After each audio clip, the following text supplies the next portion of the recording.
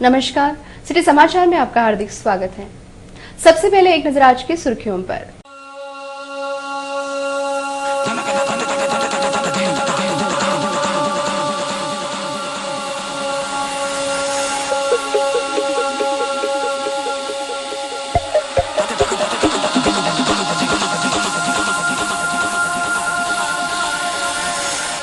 ऋषि पंचमी पर शेगांव को मिला पंढरपुर का रूप।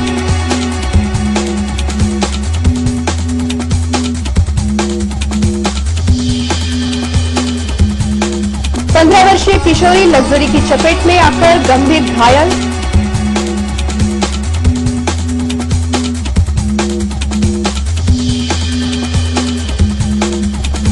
मामूली बात को लेकर पथराव।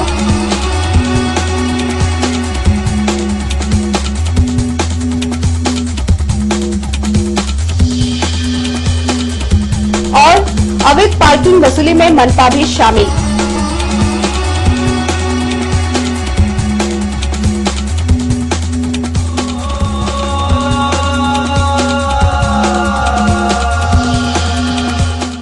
अब समाचार विस्तार से। ऋषि पंचमी पर लाखों श्रद्धालु संत नगरी शेगांव पहुंचे, जिसके कारण शेगांव को महायात्रा का स्वरूप प्राप्त हो गया था। संत नगरी व विदर्भ का पंढरपुर शेगांव की भूमि परम पूज्य श्री गजानन महाराज के पावन स्पर्श से पवित्र हो गई है। ऋषि पंचमी पर महाराज श्री ने संजीवन समाधि ली थी। तब से निरंतर शेगांव में श्री का पुण्यतिथि महोत्सव मनाया जाता है। श्री के 101वें पुण्यतिथि महोत्सव पर शेगांव को महायात्रा का स्वरूप प्राप्त हो गया है। गुरुवार 1 सितंबर को मंदिर पर अत्यंत आकर्षक रोशनाई की गई और पूरे मंदिर को ऐसा सजाया गया था कि लोग इस अलौकिक दृश्य को देखकर अवाक हो रहे थे। आज तुला नमिते महंता, आज तुला नमिते महंता, आज तुला नमिते।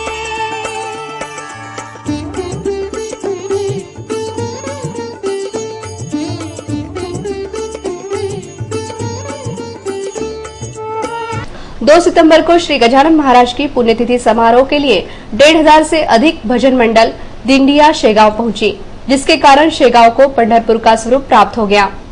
यहां आए वारकरियों के लिए आनंद सागर परिसर में 18 वाटरप्रूफ पंडाल लगाए गए। ऋषि पंचमी की सुबह श्री के भक्त वैकुंठवासी बालाभाऊ महाराज व नारायण महाराज के तेल चित्र के साथ जागर दिंडी निकाली गई।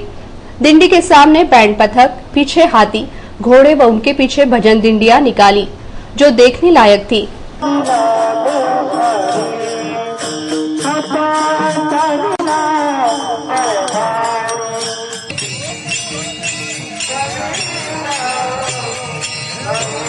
मंदिर में श्री गणेश याग व श्री वरुण याग की पूर्णाहुति संस्थान के विश्वस्त कर्मयोगी श्री शिवशंकर पाटिल के हाथों संपन्न कराई गई।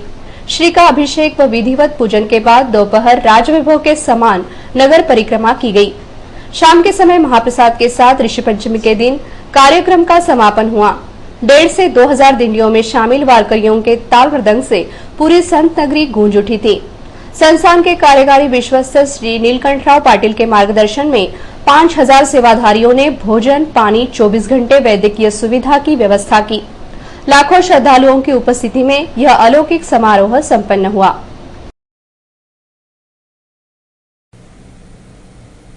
अकोटफैल के रेल पुल पर दुर्घटना के कारण किशोरी को अपना एक पैर गंवाने की नौबत आ गई। अकोला महानगर पालिका की कृपा से शहर में व्यस्त मार्गों पर बड़े बड़े गड्ढे हो गए हैं। इन गड्ढों के कारण हजारों वाहन धारकों व पैदल चलने वालों को भारी तकलीफों का सामना करना पड़ रहा है। अकोटफैल के पुल पर इसी प्रकार के गहरे गड्ढे में 15 वर्षीय प्रियंका मेश्राम नामक किशोरी साइकिल से गिर पड़ी। इसी समय अकोट से अकोला की ओर आ रही चिंतामणि ट्रेवल्स की लग्जरी बस का पहिया प्रियंका के पैर के ऊपर से चला गया। यह लग्जरी अपनी गति में नहीं थी, अपितु गड्ढे के कारण यह दुर्घटना हो गई। बस वाहक ने नीचे उतरकर प्रियंका को बाहर निकाला, लेकिन तब तक भीड़ इकट्ठा हो गई और भीड़ ने लग्जरी बस के शीशे चूर चूर कर दिए। घटना की जानकारी पाते ही अकोटफैल के थाना प्रभारी केबी सिरसाट व रामदासपेट के थाना प्रभारी श्री खंडेराव अपने दल बल के साथ घटनास्थल पहुंचे। प्रियंका को सर्वोपचार अस्पताल में दाखिल किया गया है। महानगर पालिका को इन गड्ढों को लेकर कई बार निवेदन दिए गए थे। सिटी चैनल ने भी अपने समाचार के माध्यम से इन गड्ढों की समस्या पर प्रकाश डाला था। परंतु मनपा ने इन गड्ढों में मुरुम के बजाय मिट्टी डाल दी, जिसके कारण कीचड़ हो गया और यह दुर्घटना हुई। इस घटना को लेकर स्थानीय नागरिकों ने अपनी तीखी प्रतिक्रिया व्यक्त की। मामूली बात के कारण पुराना शहर के बालापुर नाका के पास पथराव भगदड़ के कारण तनाव की स्थिति पैदा हो गई थी। शुक्रवार की दोपहर 12 से 1 के दौरान पुराना शहर के बालापुर नाके के पास छात्रों को ले जा रहे एक रिक्शा को मारुति वैन ने टक्कर मार दी, जिसके कारण रिक्शा में सवार छात्र मामूली रूप से घायल हो गए। इस घटना के बाद आसपास के युवकों ने मारुति वैन को पकड़ लिया। मारुति वैन में सवार महिला ने गाली गलौज की, फलस्वरूप विवाद बढ़ गया और यहां जमकर पथराव हो गया।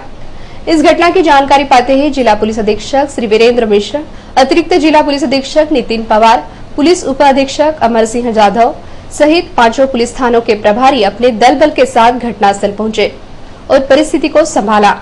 पुलिस ने इस दौरान सभी से शांति बनाए रखने की अपील की है।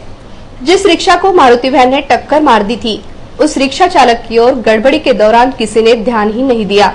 इस प्रकार की शिकायत रिक्शा चालक ने की।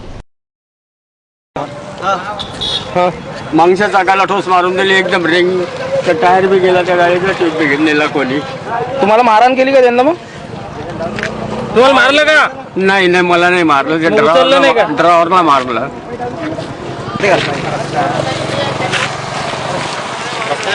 तिकडे दारूचे धंदे चालते। इथं हे घर आहे ना, इथं वरली चालते। नूर खा आहे त्याचं नाव। आधी मी रिपोर्ट दिला तर आम्हाला त्रास होता ना, आणि आम्ही आधी रिपोर्ट दिला होता आणि आता का नाही इथं जमा होतं। आधी त्याच्यानंतर प्रॉब्लेम सॉल्व्ह झाली आणि त्याच्यानंतर इथं 25-30 लोक जमा झाले। 1 जण उभं राहिले की 10 जण उभे राहतात। आम्ही म्हटलं हाकलला तुम्हाला बाप का रोडे क्या, तुम्हारे दादा का रोडे क्या, आणि दादागिरी करायला आमच्या आवाज येतात डायरेक्ट मारायला। आणि आता इतकी झालं भांडणं, तिकडं काहीच झाला। इकडे 5-6 जितकी इथं उभे राहतात ना, मी शेगाव करते ना त्यांना, तर ते येऊन आमच्या घरात बदला काढला त्यांनी।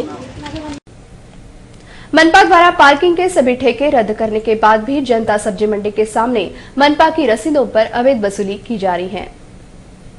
अकोला महानगर पालिका के अधिकारी व कर्मचारियों की मिलीभगत से जनता सब्जी मंडी के सामने पार्किंग के नाम पर रोजाना अवैध वसूली से हजारों रुपए कमाए जा रहे हैं, जिसकी ओर मनपा के वरिष्ठ अधिकारियों का बिल्कुल भी ध्यान नहीं है। तत्कालीन आयुक्त डॉक्टर विपिन कुमार शर्मा ने अकोला में जितने भी पार्किंग स्टैंड है उनका ठेका रद्द कर दिया था तथा पार्किंग के ठेके की नई निविदा निकालने की घोषणा की थी। इस बीच डॉक्टर शर्मा का तबादला हो गया और पार्किंग ठेके की निविदा भी ठंडे बस्ते में चली गई। तब से मनपा के सभी पार्किंग स्थलों के ठेके रद्द ही है। बावजूद इसके जनता सब्जी मंडी के सामने पार्किंग के नाम पर अवैध वसूली बदसूर जारी है। सिटी न्यूज ने इस अवैध पार्किंग को लेकर कई बार आवाज भी उठाई है, किंतु मनपा द्वारा अभी तक किसी भी प्रकार की कार्रवाई नहीं की गई। जनता सब्जी मंडी के सामने कई दादानुमा लोग यहां वाहन खड़े करने वाले लोगों से जबरन पैसा वसूल कर रहे हैं। सबसे बड़ी हैरानी वाली बात यह है कि इन दादानुमा लोगों के पास महानगर पालिका की कई रसीद बुक है। इन लोगों के पास मनपा की रसीद बुक कैसे? क्या मनपा के कुछ कर्मचारियों को भी अवैध वसूली से हिस्सा दिया जाता है? अभी तक इन लोगों पर मनपा ने कार्रवाई क्यों नहीं की? ऐसे कई सवाल है जिनके जवाब देना जरूरी है। जनता सब्जी मंडी के सामने अवैध वसूली करने वाले ये दादा मनपा के अधिकारी जेब में होने और मीडिया भी कुछ नहीं बिगाड़ सकता, इस ऐट में सभी से बोल रहे हैं। मनपा उपायुक्त श्री रामदास पाटिल इसकी गहनता से जांच करे तो मनपा के कई कर्मियों की अवैध वसूली में सांठगांठ होने की बात सामने आ सकती है और मनपा की रसीदों के जरिए वाहन धारकों की लूट थम सकती है।